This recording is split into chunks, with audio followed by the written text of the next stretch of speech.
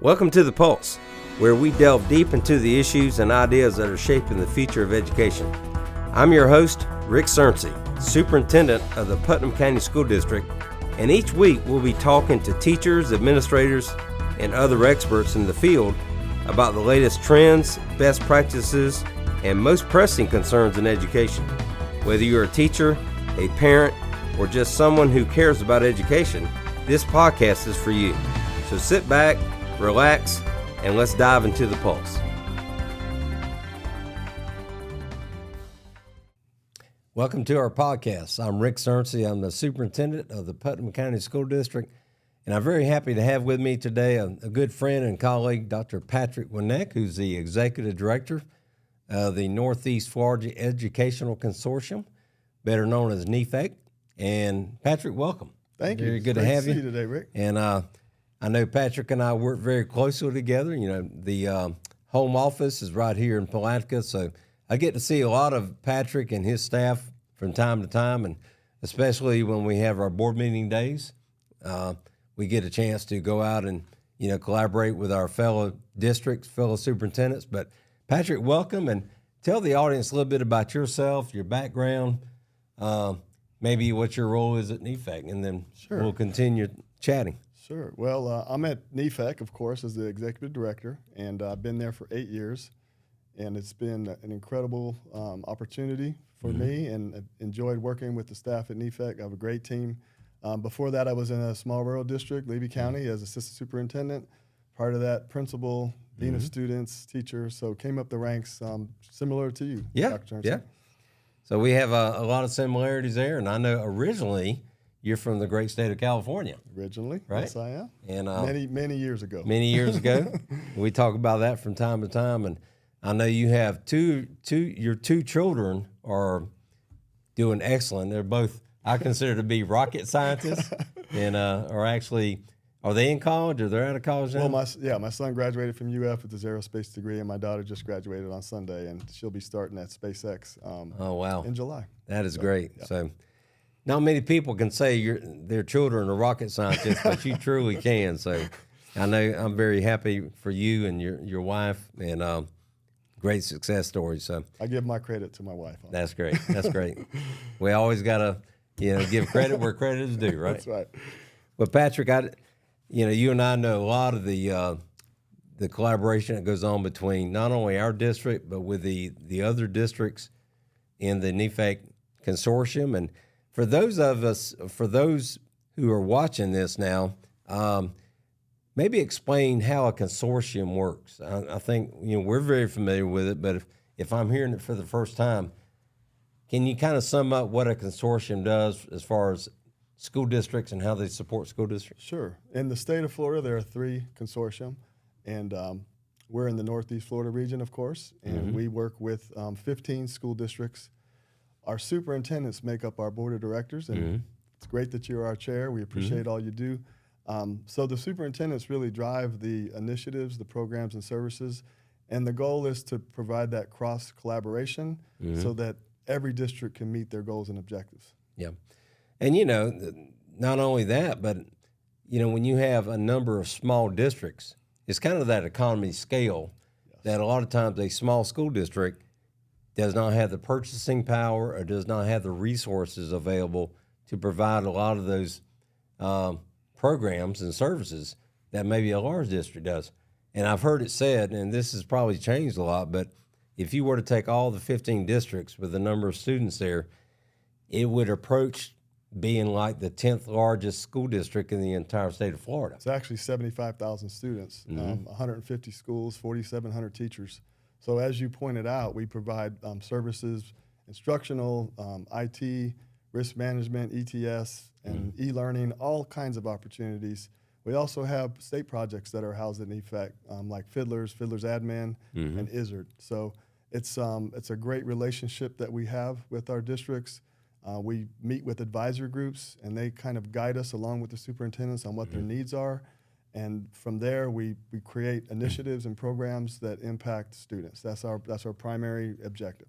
Well, and the other thing too, small rural districts have some unique needs that maybe other larger districts don't have.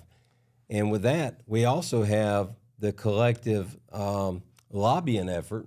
You know, we have our own lobbyist who goes and we have our legislative platform.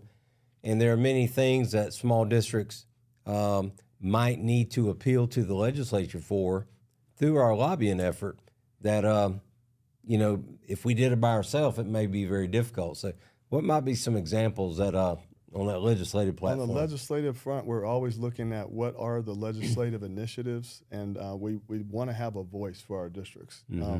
We share with our legislators that we do more with less, but to always keep in mind that the rural districts have unique needs, and we also need services, allocations, and as a consortium, we're in Tallahassee, and we are making those points known to all of our legislators. I know one thing that comes to mind is like transportation. I mean, when you have a small rural district, geographically that district may be extremely large, and you might have to maybe bus students from a larger distance. So our transportation costs might look a little different than an urban district. Sure. So again, funding might look different for them as well. And again, just the that economy of scale, being able to provide some of the services on a smaller scale than, say, a large urban district, you know, we might have to have that collective efforts from our consortium, maybe working with other districts, especially in the area of training and that type of thing. What are some of the, just for example, what is some of the training? I know y'all do a tremendous amount of training. What might be some examples of some of the training y'all provide? We provide training for all different types of groups of teachers and people within the consortium. So instructional services, lots of professional development in key content areas. We also have the educational technology services, so student information systems like Skyward. We're bringing advisory groups and people together all the time for that. Basically, anything that happens in a school district, we're a part of. Yeah. So we could provide training to bus drivers as well through our risk management program, paraprofessionals. The scope of work is tremendous, as you said, and people in our districts are wearing multiple hats. So again, having those relationships to know what are their needs, and then us coming alongside our districts and the people to serve them.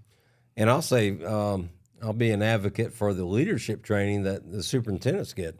And we meet, like we said, monthly, but, you know, throughout the year, we actually engage in what we call leadership development projects. Yes. And that, to me, that's been a tremendous growing experience for me as a superintendent. And I know we get together and we share those projects with each other. We actually have a professional staff that provides us guidance, and, you know, they review what we do. And, you know, but I think the advantage that I see is we're able to share those successes and those programs, those systems between superintendents. And to me, that just builds that capacity within our consortium where we can all become better districts because we're partnering with other people. So from your perspective, what is those leadership development projects, what has those meant to you? I think they're really a model for the state and for other consortium. If you can bring together your superintendents and have them working on something that matters to them, that can impact their staff and their students in a unique way, and then to share that across the board of directors, each of the superintendents hearing from each other with presentations, even going out to site visits, I think it's a tremendous opportunity for us to collaborate as leaders. So I agree with you. I really enjoy those projects. And, you know, from a day-to-day working relationship as a superintendent, it's a lonely job. And a lot of times we can pick up the phone and call any of our colleagues, and I call you a lot of times, and I call other superintendents within the NEFEC districts because we have that close working relationship. We have a lot of similarities, and we can bounce ideas off of each other in an informal way. And to me, that is power. That gives us a lot of power, and just to help us know that we're not alone, and especially in times of like hurricanes. And I know in the past that when one district might have an issue, other districts pitch in, send resources, send help, and that's the beauty of all of us working together. That was a great example of that was when you sent a team out to, I believe it was Dixie County. Yes. to help them with some cleanup after the big storm Idalia came through. But those relationships are so important between superintendents and that network and communication that we have, that feedback loop. We can send out a survey and ask each other, what are you doing with this? There are a lot of examples of the consortium model working with our superintendents being able to reach out to each other and form those relationships. And, you know, we have a number, as superintendents, we have a number of organizations, the state organization, you know, a number of conferences that we attend. But this is to me, I consider it family. You know, we meet monthly. We have the kind of bond that a lot of these organizations cannot top. Even when we go to our state meetings, we usually end up sitting together. Sit together. Yes, because we have that close relationship. But speaking of relationships, by virtue of you being in Palatka in Putnam County, and of course we're the fiscal agent, but tell me how you engage with the local community as part of NEFEC. Well, we have all of our people are involved in some way in the community in Palatka. And Palatka is in Putnam County is such a vibrant community. They really do care about their students, and our folks are out involved in civic organizations. They're involved with the foundation, all kinds of different things that are happening within Putnam County, within the school district, and it really comes back again to our students. And we see the impact and we see the love that the community has for the school system and for our students. So we love that we're a part of that. We can engage at all kinds of different levels. Well, and I just want to personally tell you how much I appreciate that, because I think any organization that has a physical presence here, you know, it is only natural that you take part in that, and y'all are certainly doing that. And I always brag about the organization and what y'all have done for us and all of our neighboring districts. So, you know, if you ever get a chance to come out and visit the organization, South on Highway 100. Absolutely. We welcome people to come through. Sometimes we'll have events like we had something for Halloween and a lot of kids came through. But we love the community. We love engaging, and we have a great team, a staff that just loves to serve. So, well, I know most recently you had a golf tournament here. Yes, we did. Right here at our local course, and that's an annual event. And the funds raised from that go to what? It goes to the free, which is our foundation, which then goes back into students and projects and initiatives. And I know members from all the districts come out and support that golf tournament. And oh yeah, we actually had to turn a few groups away this year because we had so much interest in it. That's a good problem to have. It's right? a good problem to have, and they come to Putnam County, and it's great that some of them spend the night. They visit the restaurants. It's a great opportunity for us to give back to the community, but also to have them here so they can see what's happening in Putnam County. Patrick, in your 8 years as the executive director, and I know you took over after my brother, who's actually there, who's actually serving as superintendent in one of our neighboring districts. He did a tremendous job as well. But you've brought a whole different mindset, and I think you've really, just by virtue of going through the pandemic and all the things that's happened in the last 8 years, and actually your tenure is kind of parallel to mine as superintendent. But what are some of the programs and services, if you could highlight one or two that probably you're most proud of, maybe that came along during the time you've been in that position? Well, first I'd like to say that the advisory groups have grown. There's been much more participation, HR network, all the different networks, risk management, the IT group, the ETS.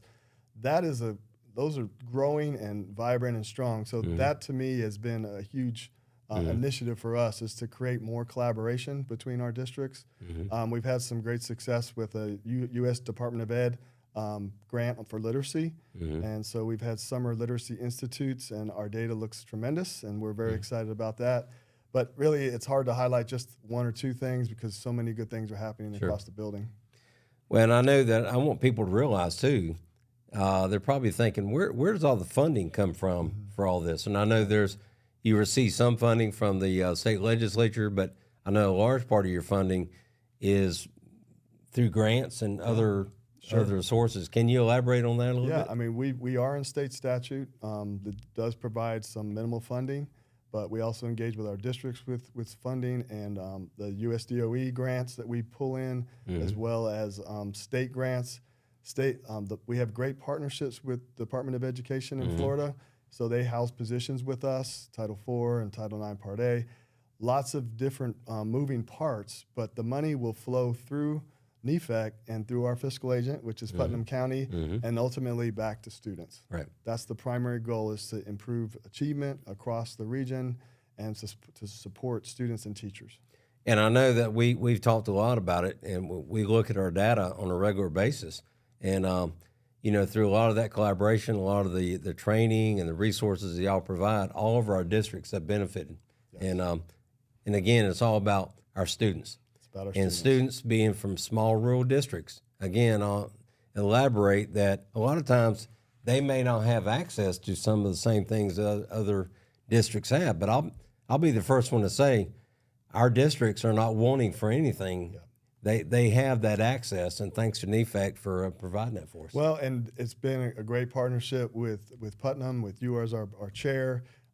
We also enjoy a great relationship with Dr. Burns and his team at the DOE. So they've given us the progress monitoring grant over the last 2 years, resiliency grant, and that money flows back to the districts. And they can use that based on their needs. They identify a plan for the summer, for instance, and a lot of that funding is going back into training teachers and coming up with initiatives that are going to impact all of our students. Well, specifically talking about the resiliency grant, and I think we're partnering together this summer to provide a resiliency camp.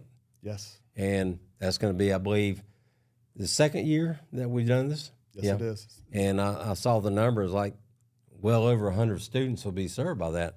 And that's tremendous. I mean, the impact of that and how it's going to really meet the needs of those students are, yet to be seen. And that's happening across the consortium because the grant came to NEFEC, and then all of our participating districts receive funding and supports and training through our team at NEFEC. So it has been a tremendous initiative. Well, we talked a lot about the some of the things you've been doing or currently doing. So as we kind of wind up today, tell me about what your vision is for the future of NEFEC and maybe our member districts. What do you see, if you could have a crystal ball right here, what do you see as the next steps in the years to come? The next steps for all of our districts is the highest performing status that they can reach and becoming the best districts they can become. And that is through that collaboration, listening to each other and identifying those needs, and then from there creating the programs that will benefit as many people as possible, all of our stakeholders. It is a wonderful opportunity that we have. I love my job. I love working with the NEFEC team. They're tremendous. And our superintendents, our school districts, we just have such a great, right now, synergy around this what you said, the vision for the future, and that is that we become the highest performing school districts that we can become. And I'll have to personally say, Patrick's one of my best friends. And, I'll talk about people that are I lean on a lot, and you are truly one of my mentors, and kind of maybe we mentor each other. Cross mentorship. Yeah, right? cross mentorship. That's a new word, cross collaboration, all of those. But things. it is a lonely position. But I can always pick up the phone and call this guy anytime, and I just appreciate everything you do personally and professionally. I feel the same way, and I don't think an hour goes by if I text you, you're already responding. I appreciate that definitely that timely response, because we lean on each other and we do need each other. And the same with all of our superintendents. We see that. I should mention also the purchasing power that we have as a consortium. When funding comes in and districts have their own funding, we can bring vendors in and we leverage the size of our districts with the 75,000 students, the 15 districts, and then we get better purchasing power as a result of that. Yeah, and that's so important, especially those funds are kind of limited, especially coming out of ESSER funding. Yes. So those are even more important to us. But I do want to brag on you again and say, back in the spring, or maybe I forget, a couple months ago, you and I were down in Naples, and I actually nominated you for an award. You did. Can you talk about that for just a minute? And this is a national award. I'm very pleased. I was surprised. It was a district administrator is the group that serves over the award, and I appreciate the nomination. Yeah. And I gave credit back to the team, of course, at NEFEC, because they do such an amazing job. But I also give credit to all of our superintendents, because I'm a reflection of what's happening in our district. Yeah. Well, you're a great leader and well deserved. And just wanted to. I know it's hard for you to brag about yourself, but again, I want to mention that. And we're so proud of Dr. Wnek and his leadership and guidance and his collaboration. So thank you for being here. Well, I'm proud of Putnam County as well. Yeah. And the leadership that you've brought to the county, and also your team, your leadership team. They're a pleasure to work with, your teachers, and you've done some great things here. I appreciate that. Absolutely. And we'll continue to do so. So we'll see you at our next podcast. And thank you again for being here. Appreciate it. Thank you so much, Dr. Surrency. Practices and most pressing concerns in education. Whether you're a teacher, a parent, or just someone who cares about education, this podcast is for you. So sit back, relax, and let's dive into the pulse.